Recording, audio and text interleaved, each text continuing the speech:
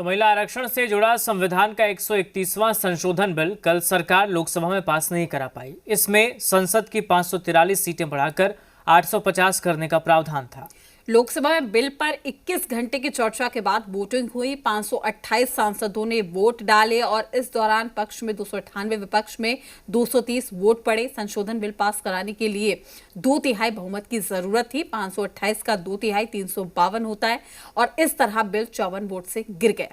2014 के बाद ये पहली बार हुआ है जब मोदी सरकार किसी बिल को पास कराने में नाकाम रही है। इसके बाद इस पर सियासत भी शुरू हो गई है। सत्ता पक्ष जहां कांग्रेस समेत अन्य विपक्षी दलों को महिला विरोधी बता रहा है, तो वहीं विपक्ष महिला आरक्षण की आड़ में परिसीमन से जोड़कर इसे बता रहा है, साजिश बता रहा है। एनडीए सांसद विपक्ष के खिलाफ प्रदर्शन भी कर रहे हैं।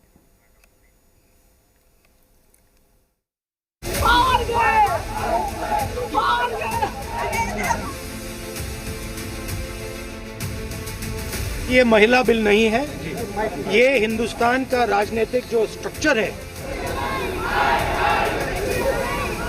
कि कांग्रेस पार्टी, विशेष रूप से राहुल गांधी, हर बात का विरोध करते हैं।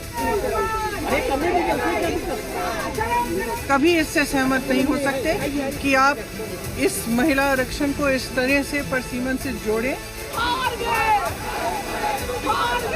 कांग्रेस जश्न मना रहा है तो इससे बड़ा दुखद कुछ हो नहीं सकता। विपक्ष के नेता आज बहुत खुश हैं।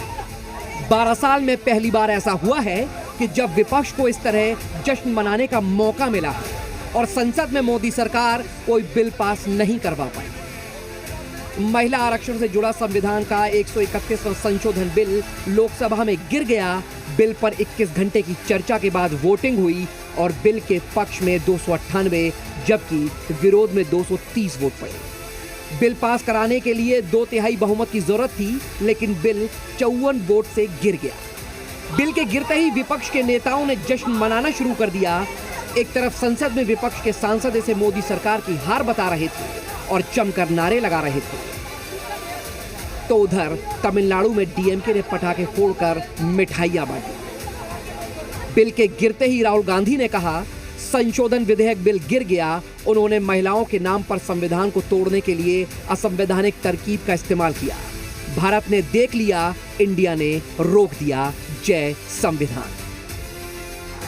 उधर सरकार ने विपक्ष को आड़े हाथों लिया, महिला विरोधी बताया और कहा कि महिलाएं विपक्ष के नेताओं को कभी माफ नहीं करेंगी। अमित शाह ने कांग्रेस समेत तमाम विपक्षी नेताओं को चेतावनी देते हुए कहा, नारी शक्ति के इस अपमान का असर दूर दूर तक जाएगा।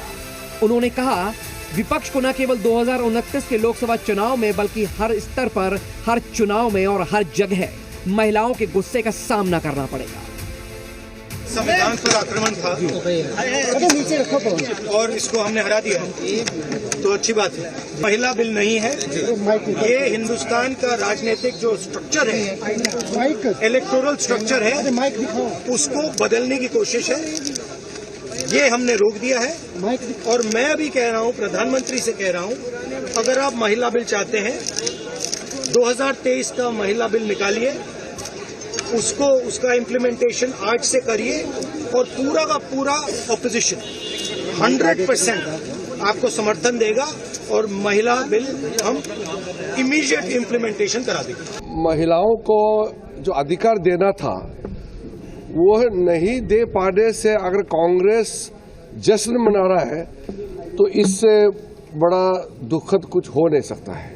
इतना ऐतिहासिक महत्वपूर्ण विधेयक को अगर पारित नहीं होने दिया और उसमें जश्न मना रहे कांग्रेस और कुछ लोग, तो मैं मानता हूं कि भारत के महिलाएं कभी भी कांग्रेस पार्टी और विपक्ष पार्टियों को माफ नहीं करेगी। विपक्ष इसे लोकतंत्र की जीत बता रहा है, तो उधर मोदी सरकार ने महिला आरक्षण बिल को गिराने का मुद्दा बना लिया है। अब एनडीए के नेता इसे पूरे देश में लेकर जाएंगे, विपक्ष के खिलाफ प्रदर्शन करेंगे, सोशल मीडिया के जरिए देश भर में मुद्दे उठाएंगे। आज पीएम की तमिलनाडु में रैली है और मुद्दे पर पीएम कांग्रेस को निशाने पर ले सकते हैं। यानी महिला आरक्षण बिल पर देश में नई सियासत शुरू हो गई है। ब्यूरो रिपोर्ट, जी मीडिया।